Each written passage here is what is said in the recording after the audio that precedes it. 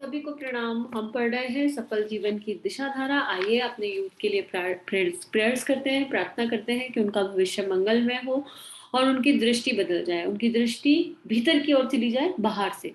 जब हम बाहर देखते रहते हैं तो दूसरों के दोष और दुर्गुण दिखते रहते हैं, और अगर अंदर की तरफ देखेंगे तो आत्मनिर्माण की यात्रा शुरू हो जाती है, सेल्फ रिफाइनमेंट का प्रोसेस स्टार्ट हो जाता है। तो एक गायत्री महामंत्र सभी के लिए प्रार्थना करते हुए, पूरे दिल से, पूरी भावनाओं से।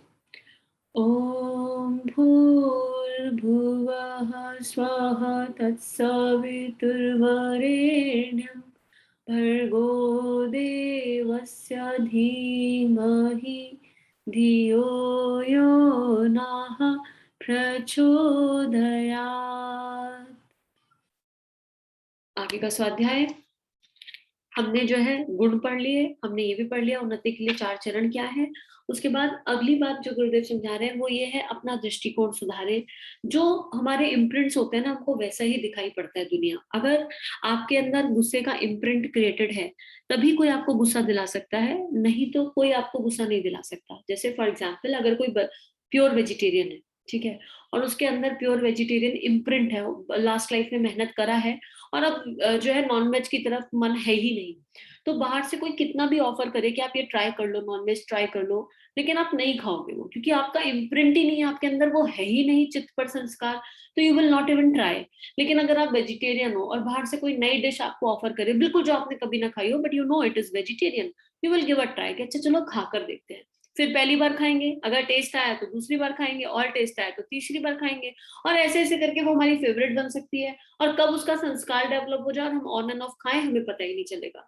तो जो हमारे चित्त पर जन्म से संस्कार होते हैं, हमारा इनबॉर्न फोल्डर होता है, उसके बाद एक पेरेंटल फोल्डर होता है, फिर एक सोशल फोल्डर होता है, ठीक है। तो ये जो फोल्डर हमारे हैं अंदर, वही कार्य करते हैं। तो अगर अगर आपको किसी में कोई बुराई दिखाई दे रही है, तो सबसे पहले अपने अंदर झांक लो, अपने भीतर। निश्चित आपके अंदर उसका इम्प्रिंट है। हमें हर किसी में चोर नहीं दिखाई देता ना जल्दी से, लेकिन किसी को भी जनरली देखकर हम कह देते हैं कितना गुस्से वाला है, कितना इगोइस्टिक है, कितना अहंकारी है। अगर हम चोर नहीं है ना, तो हमें कहीं भी चोर नजर नहीं आएगा। लेकिन अगर हमारे अंदर छोटी छोटी चोरी की आदत है ना, तो हमको सामने वाले में चोर दिख जाएगा। This is not a saying, it is a science, पूरा साइंटिफिक है ये, कि जो हमारे अंदर इम्प्रिंट है और जिसको खाद पानी मिल गया उसी को हवा पड़ जाती है। तो गुरुदेव इसको किस तरह लिख रहे हैं, गुरुदेव पढ़ते हैं। मनुष्य का जैसा दृष्टिकोण होता है, वह दूसरे के प्रति जैसा सोचता है, उसी के अनुसार उसके विचार और उनके उसके फलस्वरूप वैसा ही वातावरण व परिस्थितियां प्राप्त कर लेता है। दूसरों के दोष दर्शन नुक्ताचीनी करने वाले व्यक्ति जहां भी जाते हैं, उन्हें अच्छाई नजर ही नहीं आती और लोगों से उनकी नहीं बनती। सबको अच्छी निगाहों से देखने पर सरल सात्विक स्वभाव के लोगों की सब जगह अच्छाई नजर आती है। बुराई में भी वह ऊंचे आदर्श का दर्शन करते हैं। वास्तव में जिस व्यक्ति के अपने भीतर बुराई रहा करती है, उसे सारा संसार बुरा दिख पड़ता है। मनुष्य अपने अच्छे बुरे दृष्टिकोण को बाह्य परिस्थितियों पर आरोपित करके वैसा ही देखता है, जैसा मनुष्य स्वयं होगा वैसा ही बाहर देखेगा। एग्जैक्टली वही पैराग्राफ, इतनी खुशी होती है ना जो गुरुदेव पहले बुलवाते हैं और फिर वही लिखा हुआ आता है, तो लगता है कि हाँ, कोई शक्ति है जो साथ साथ चल रही है। तो अब देखो, इसको फिर से समझने की कोशिश कर लेते हैं कि अपने अंदर झांक कर ना आज एक होमवर्क करो, अपने अंदर झांको और अपनी 10 अच्छी बातें लिखो, अच्छी क्वालिटीज, जो भी आपके अंदर अच्छी बातें हैं। रिपीट नहीं करना, ऐसे ना अपने आप को धोखा नहीं देना कि I am honest, I am kind, दोनों एक ही बात है। व्हेन वी से क्वालिटीज, वो क्वालिटीज जो आपके लाइफ में कंट्रीब्यूट कर रही है, honesty and kindness is all together a same thing, एक तरह से, राइट। जो सच्चा होगा उसका करुणा भाव, उसको कंपैशन, कंपैशन तो नहीं, kindness is not compassion, but वो काइंडनेस वाली फीलिंग अपने आप रिफ्लेक्ट करेगी। तो अपनी 10 अच्छी बातें ढूंढने में बहुत टाइम लग जाएगा, जब लिखने बैठोगे आसानी से मिलेंगी नहीं, तो दूसरे की तो कैसे ही देख पाएंगे जब हम अपने भीतर की अच्छाई को, अपने भीतर की शक्तियों को नहीं जान पा रहे।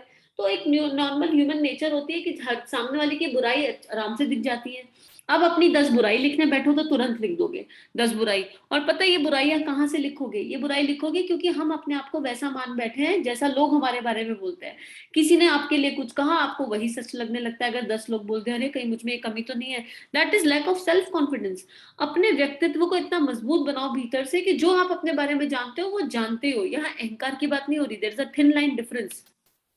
अगर किसी ने आपसे कहा कि तुम्हारे अंदर ये कमी है, तो उसको ध्यान से सुनो, उसको समझो, अपने भीतर झांक कर देखो। अगर आपको लगता है वो कमी आपके अंदर है, गुड, थैंक यू, ग्रेटिट्यूड डालो और काम करने लग जाओ उस कमी को सुधारने के लिए क्या करना है, rather देन रिएक्टिंग, राइट। अगर आपको लगता है कि सामने वाले को दिख रहा है पर मुझ में वो कमी नहीं है, अगर आपको ऐसा लग रहा है, तो कई बार हम अपने आप को निष्पक्ष भाव से नहीं देख पाते। उसको अपने इष्ट के चरणों में रख दो कि हे परमात्मा, अगर ये कमी मेरे अंदर, मेरे चित्त पर कहीं है, इम्प्रिंट क्रिएटेड है, तो आप इस पर काम कर लो। और बाकी जप की शक्ति से इम्प्रिंट खत्म होते हैं, तो जब अगर निरंतर रूप से 15 मिनट रोज जप करेंगे तो वो इम्प्रिंट अपने आप चले ही जाएंगे। तो यहाँ पर अहंकार की बात नहीं है, यहाँ पर विवेक की बात है कि विवेक से सुनना है, समझना है। लेकिन अगर हम हर किसी की हर कहीं बात को सच मान लेंगे तो हमारे अंदर हीनता आ जाएगी, हमारे अंदर दीनता आ रही है, हमारे अंदर ये भी कमी है, हमारे अंदर वो भी कमी है, हम ऐसे हैं, हम वैसे हैं। अपने आप को दूसरों की दृष्टि से नहीं देखो, और ये भी मत चाहो कि दूसरे आपको, अपने आप को आपकी दृष्टि से देखें। तो दूसरों के दुर्गुण ढूंढना बंद कर दीजिए, उनको देखना बंद कर दीजिए, और अगर कोई दूसरे में कमी नजर आ रही है तो पहले अपने अंदर जाके चेक कर लो, पक्के से वो अपने अंदर तो है ही कहीं ना कहीं, वो इम्प्रिंट है अपने अंदर, और उसी के आधार पर वो कमी दूसरे में दिखाई पड़ रही है। आगे, संसार में कोई व्यक्ति ऐसा नहीं जिससे सब सुख हो, सारी परिस्थितियां मनोवांछित हो, कोई कष्ट ना हो, कभी असफलता ना मिले।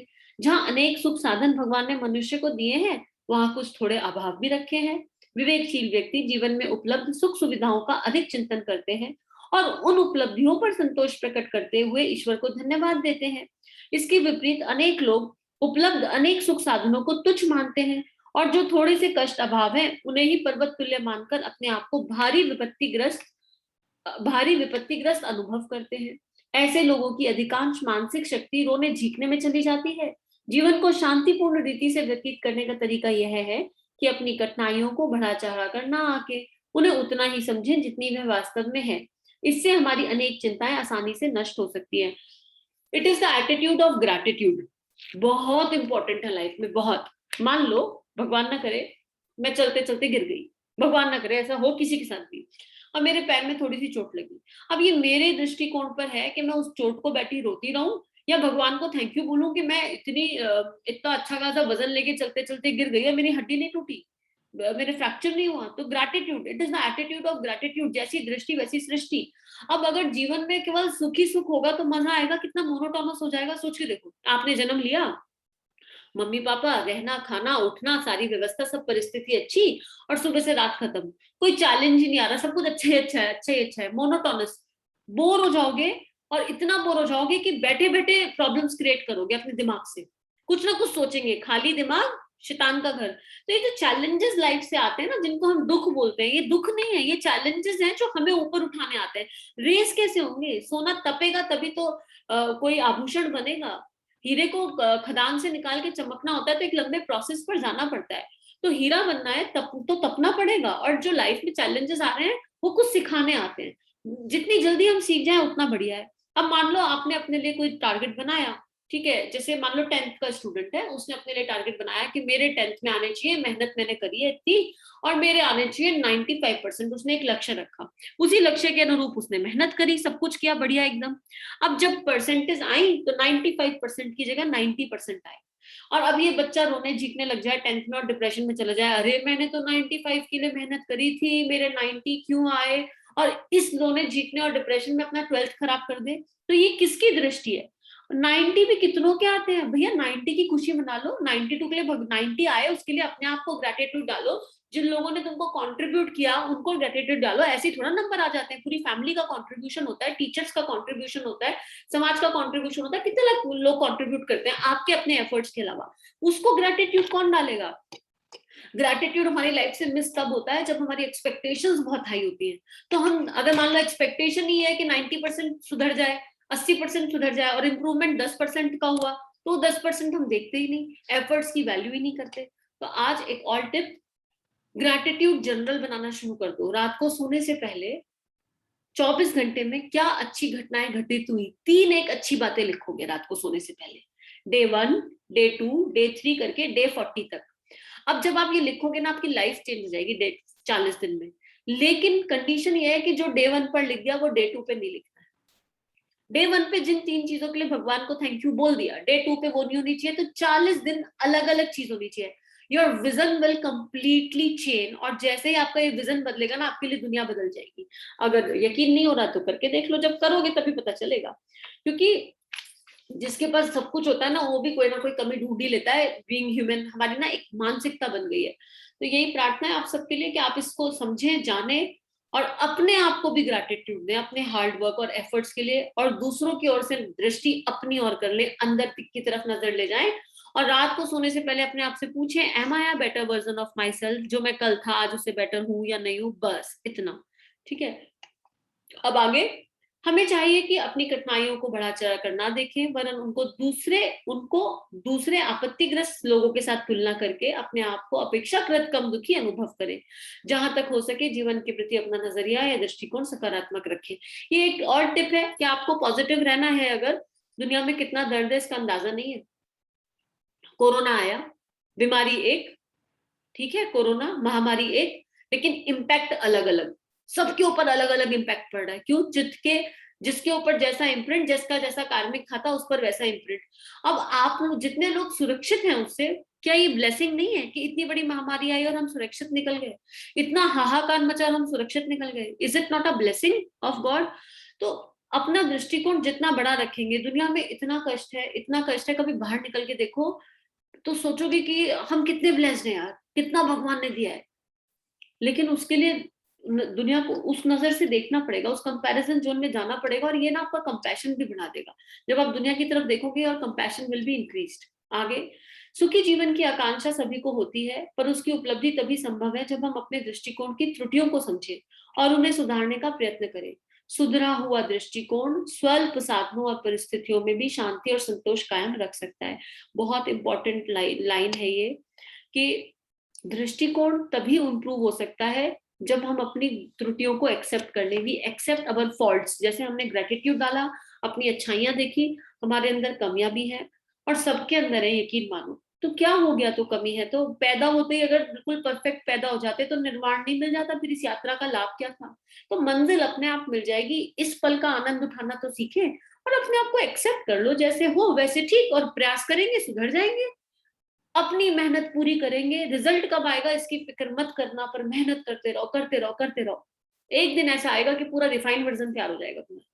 तो सबके लिए फिर से बहुत सारी प्रार्थना। आज का स्वाध्याय यही समाप्त करते हैं, फिर मिलेंगे जल्दी से। ये बुक खत्म होने वाली है, लेकिन ये बुक अभी तुम्हारे लिए शुरू हुई है। यहाँ से पढ़ के खत्म हो जाएगी, बट जिन्होंने पहली बार सुनी है उनकी लाइफ अब शुरू हो रही है, ये याद रखना। तो बस ये सारे टूल्स और ट्रिक्स अपने जीवन में अपनाते जाओ। जो आपको इस स्वाध्याय में सबसे अच्छा लगा उसे कमेंट में लिख दो, ताकि और लोगों को मोटिवेशन मिले, और मुझे भी मोटिवेशन मिले कि हाँ बच्चे सुन रहे हैं, मन को खुशी होगी ना। एक्सपेक्टेशन नहीं है, लेकिन इंफॉर्मेशन है। इफ यू कैन कंट्रीब्यूट, और साथ में से शेयर करना मत भूलना। Share with all your friends जहां तुमको लगता है इसकी जरूरत है। सभी को थैंक यू, बाय बाय।